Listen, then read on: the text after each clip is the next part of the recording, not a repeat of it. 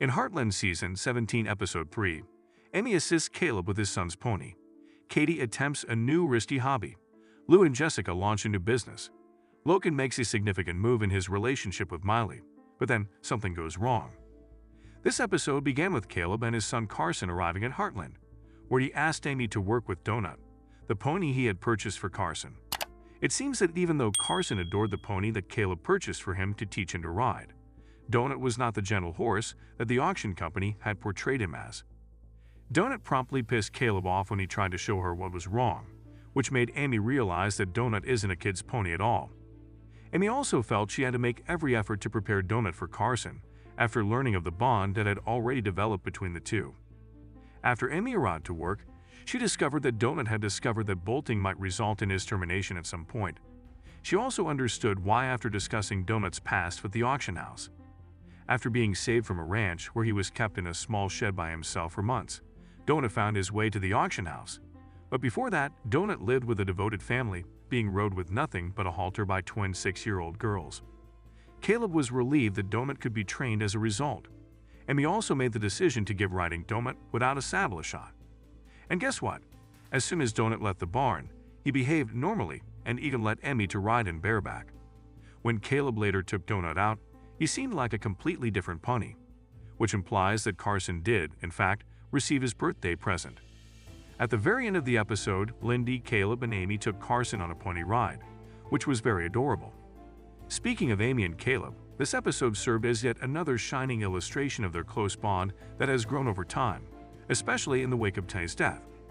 Unfortunately, Edwin's arrival to ask Amy out on a genuine date cut short that emotional moment. Ultimately, Edwin had previously sent Amy flowers to let her know that he intended for their date to be the next time he asked her out. Caleb thus observed as Edwin asked Amy out. It turned out to be a cute date involving archery, and even followed up with an inquiry about Amy's experience. However, Amy began to see by the end of the episode that Edwin might not be the best man for her. Logan received yet another new client horse from Tim in his rodeo school, while Amy was assisting Caleb. Rocky, the new horse Tim purchased for the rodeo school, has a dilemma because it was intended to be a lesson horse for novice barrel racers. Rocky doesn't really like barrels.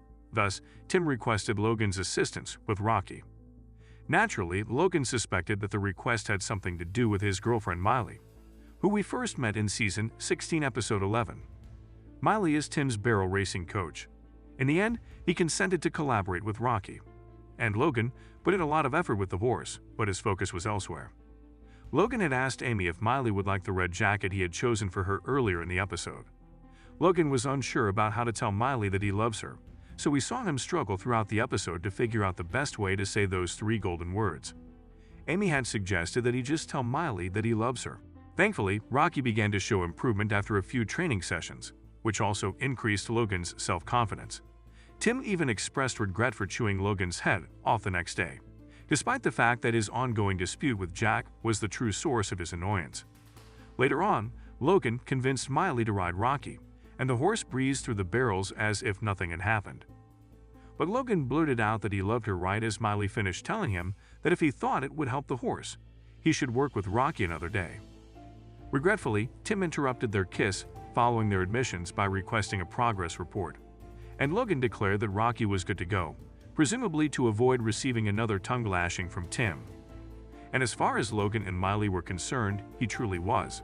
Sadly though, Miley was thrown off the rodeo school after attempting to show off her talents on Rocky at the very end of the episode. As the episode came to a close, Logan was frantically dialing 911 while sprinting up to an unconscious Miley. Lindy, on the other side of the fence, was observing everything. I feel like Miley will be well. However, it will be intriguing to watch how Logan overcomes this obstacle in the upcoming episodes. Hopefully, the harm to his confidence won't be too great. Additionally, that his friendship with Miley won't suffer. A significant plot point was advanced about Jack and Tim's business adversary, Nathan Price. They eventually got through to Price's foreman. However, the foreman was abandoning them once more. Fortunately, Jack heard from the foreman the following day, but the news was not good. Sam's previous farm was not available for lease since Price needed it for their expanding livestock. That led to a contentious conversation between Jack and Tim about how they ought to consider reducing their herd since, now that they don't have the grazing space, they will run out of money attempting to feed the herd hay for half the summer. Tim was understandably opposed to it since he knew Heartland beef wouldn't last if they sold off a portion of their herd. However, Jack saw no other path ahead, until his grandchildren came up with an idea, that is. Thus, Jack and Tim were preparing for the meeting the following day, and Jack even asked Lou to come along so she could help out. However, none of them had anticipated Price to be at the property. Jack was surprised to see Nathan Price Jr., his son, instead of the Nathan Price he knew years ago. It caught everyone off guard. Price clarified, though, that his dad had retired and that he was now in charge of everything. To put it mildly, it was an unpleasant introduction, particularly when Lou, who attended the same school as Price, albeit a few years later, talked about how he had abruptly left the group when they were students. But Jack, Tim, and Lou did succeed in working out a deal with Price after some initial difficulties.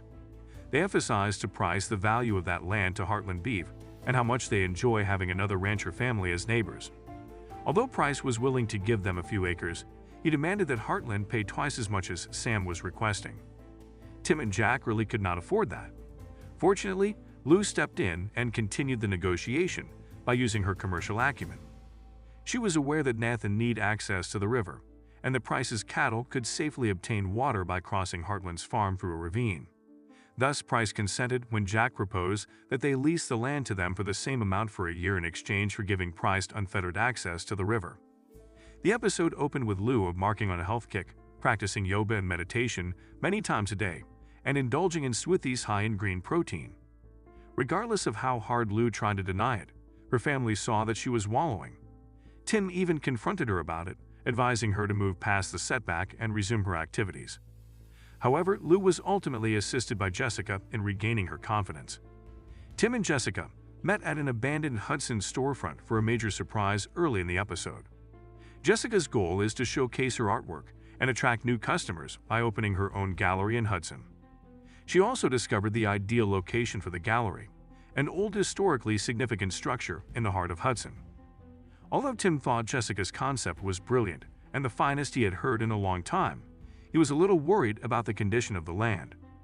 However, Jessica was truly dealing with more serious issues.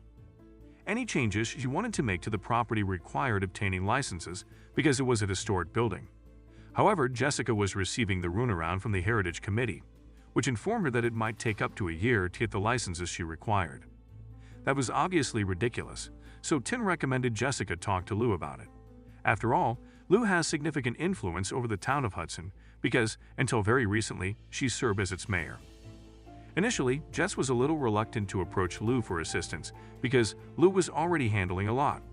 However, Tim gave his wife encouragement, telling her that Lou needed a new purpose nonetheless, so she quit staying home all day in her yoga pants. Jess requested Lou to assist her with the Heritage Committee after demonstrating the space to her.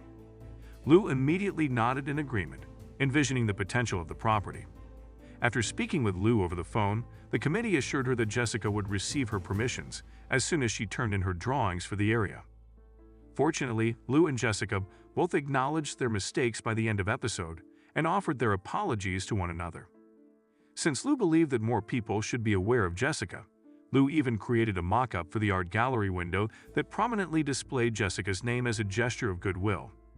Naturally, Jessica was moved, so much so that Jessica accepted Lou's proposal to become a business partner, stating that Lou has excellent judgment when it comes to a project such as this, and that she doesn't want to handle the gallery on her alone.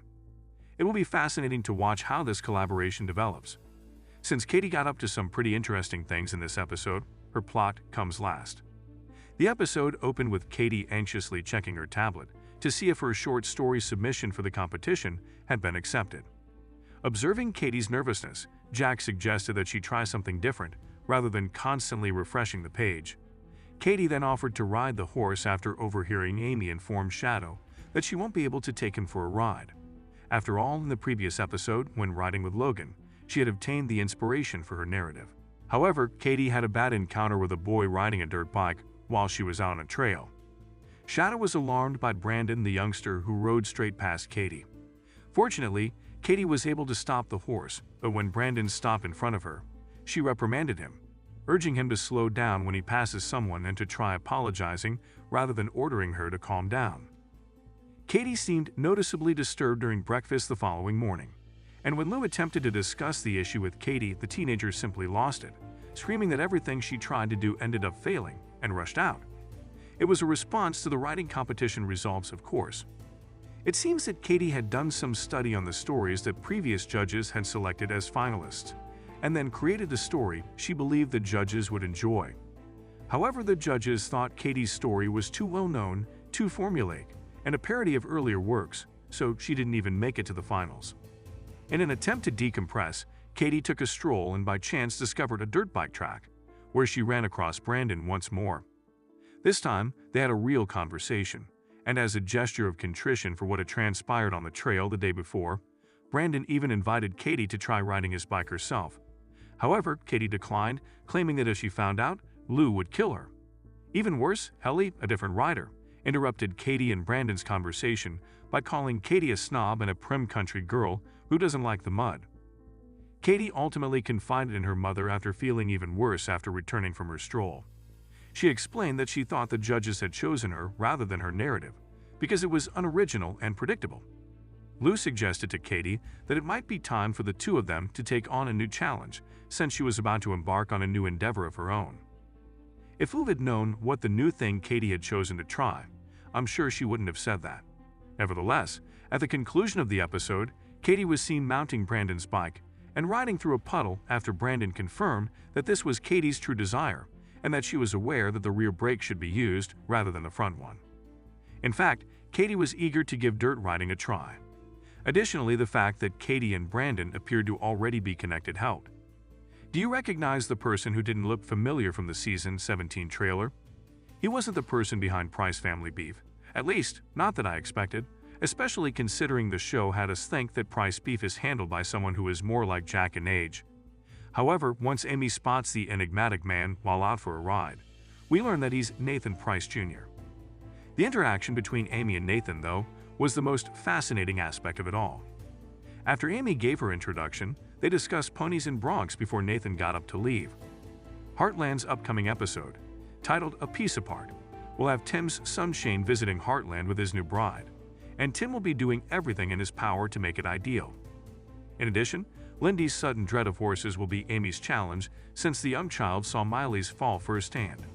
In addition, Katie will be having friendship problems, and Logan will be holding himself responsible for Miley's accident.